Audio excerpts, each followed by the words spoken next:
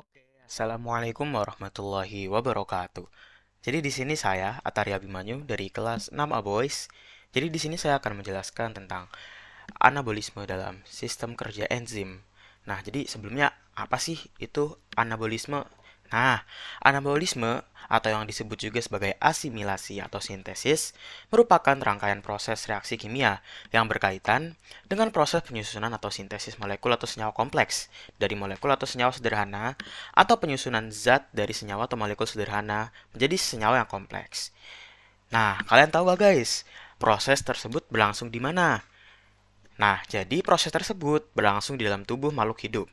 Anabolisme merupakan kebalikan dari katabolisme, di mana proses anabolisme memerlukan energi, baik energi panas, cahaya, maupun energi kimia. Nah, anabolisme yang menggunakan energi cahaya disebut fotosintesis, sedangkan anabolisme yang menggunakan energi kimia disebut kemosintesis. Nah, jadi di sini saya akan menjelaskan salah satu anabolisme, yaitu yang menggunakan energi cahaya atau yang lebih sering disebut fotosintesis.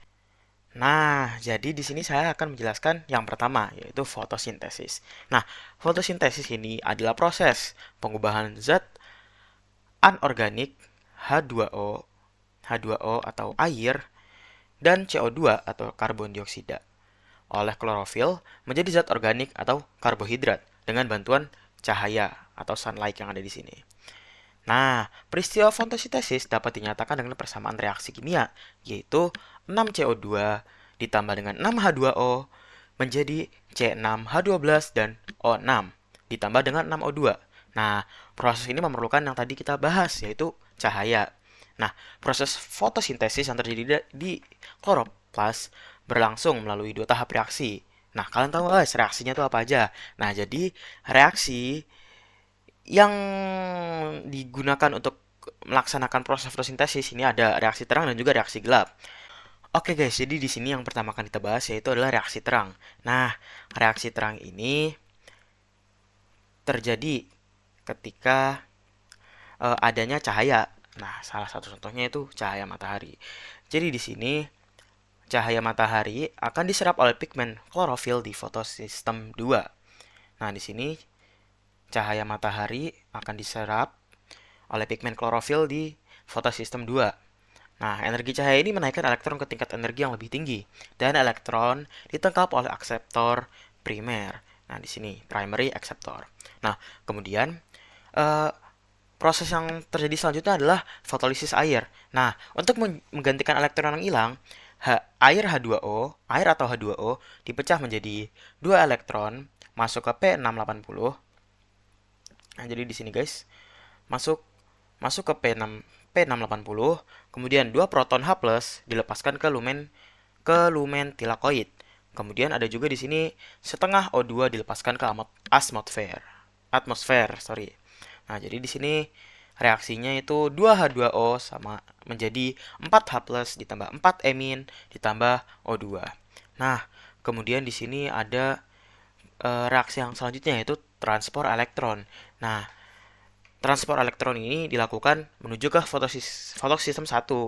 Nah, jadi elektron yang ditangkap oleh akseptor primer dari PS2 ini mengalir melalui rantai transport elektron, di mana ada plastoquinon atau PQ, kemudian ada juga kompleks sitokrom, dan juga ada plastosianin atau PC di sini guys. Nah, aliran ini menghasilkan energi yang digunakan untuk sintesis ATP secara fotofosforilasi.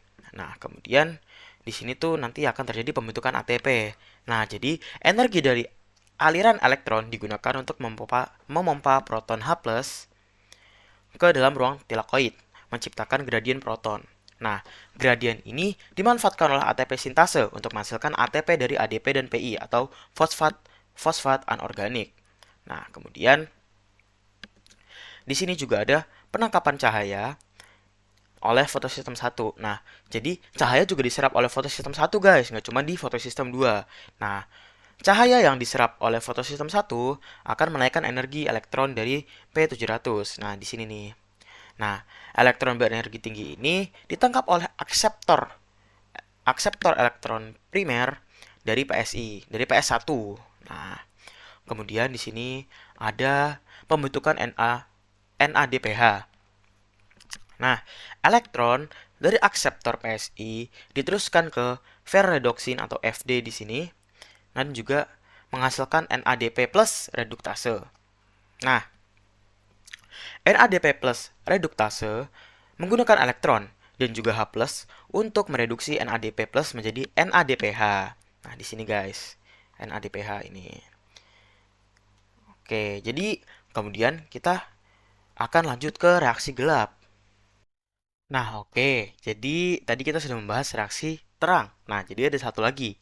Apa? Yaitu reaksi gelap. Nah, jadi reaksi gelap ini merupakan proses penggunaan ATP dan NADPH untuk mengubah CO2 menjadi gula. Nah, fase-fasenya ini ada tiga. Yang pertama ada pengikatan atau fiksasi, kemudian ada reduksi, dan yang terakhir ada pembentukan RUBP. Nah, jadi reaksi gelap ini juga disebut sebagai siklus Calvin-Benson. Nah, reaksi ini disebut reaksi gelap karena tidak tergantung secara langsung dengan cahaya matahari. Nah, reaksi gelap terjadi di stroma. Namun demikian, reaksi ini tidak mutlak, terjadi hanya pada kondisi gelap. Reaksi gelap memerlukan ATP, hidrogen, dan elektron dari NADPH, karbon dan oksigen dari karbon dioksida, serta enzim yang mengkatalisis setiap reaksi, dan juga RUBP atau ribulosa bisfosfat, yang merupakan suatu senyawa yang memiliki 5 atom karbon. Nah, jadi di sini kita dapat masuk ke dalam gambarnya. Nah, jadi di sini di fase 1 nih apa sih yang terjadi? Nah, jadi di fase 1 yang terjadi di sini ada 3 molekul CO2 dari atmosfer masuk ke dalam siklus. Nah, kemudian di sini ada enzim Rubisco. Nah, enzim Rubisco ini mengikat CO2 ke RUBP. Nah, hasilnya di sini ada 6 molekul 3 fosfoglykorat, 3 PGA, masing-masing mengandung 3 karbon. Nah, kemudian di sini ada 6 ATP dan juga 6 ADP, kemudian menghasilkan 6 molekul 1,3 bisfosfogliklorat. Kemudian setelah menghasilkan 6 ini, di sini juga ada 6 NADPH, 6 NAD+, dan juga 6 P1. Nah, itu dari fase 1 atau fiksasi karbon. Kemudian fase kedua, kita masuk ke fase kedua atau fase reduksi. Nah, jadi di fase reduksi ini setiap molekul 3 PGA diubah menjadi 3 GP atau gliceraldehyde 3 fosfat atau molekul gula 3 karbon. Nah, jadi di proses ini membutuhkan 6 ATP dan juga 6 NADPH. Nah, di sini kita lihat hasilnya ini ada 5 molekul di sini nih. Nah, sorry. Ada 5 molekul CP3 G3P masuk ke fase berikutnya untuk regenerasi RUBP. Nah, di sini ada juga satu molekul J3P sebagai gula keluar dari siklus sebagai hasil akhir atau gula yang tadi itu. Nah, kemudian di sini kan dihasilkan 5 molekul J3P. Nah, ini kan masuk ke fase berikutnya nih. Nah, fase berikutnya atau yang terakhir nih apa guys? Nah, jadi fase berikutnya atau fase yang terakhir merupakan regenerasi RUBP. Nah, jadi apa sih yang terjadi saat regenerasi RUBP ini? Nah, jadi yang terjadi ini adalah 5 molekul J3P yang masing-masing mengandung 3 karbon tadi diolah kembali menjadi 3 molekul RUBP 5 karbon. Nah, proses ini memerlukan 3 ATP sebagai sumber energi. Nah, jadi guys, hasil akhir dari fase 3 ini yaitu ada 3 molekul RUBP. Nah, jadi yang dihasilkan tuh 3 molekul RUBP. Nah, ini jadi dia ini didaur ulang untuk menangkap CO2 di siklus berikutnya. Nah, kemudian di sini ada 3 ATP yang digunakan. Diubah menjadi ADP. Nah, itu saja. Jadi itu tadi pembahasan dari siklus terang dan siklus gelap dari saya. Kurang lebihnya mohon maaf. Wassalamualaikum warahmatullahi wabarakatuh.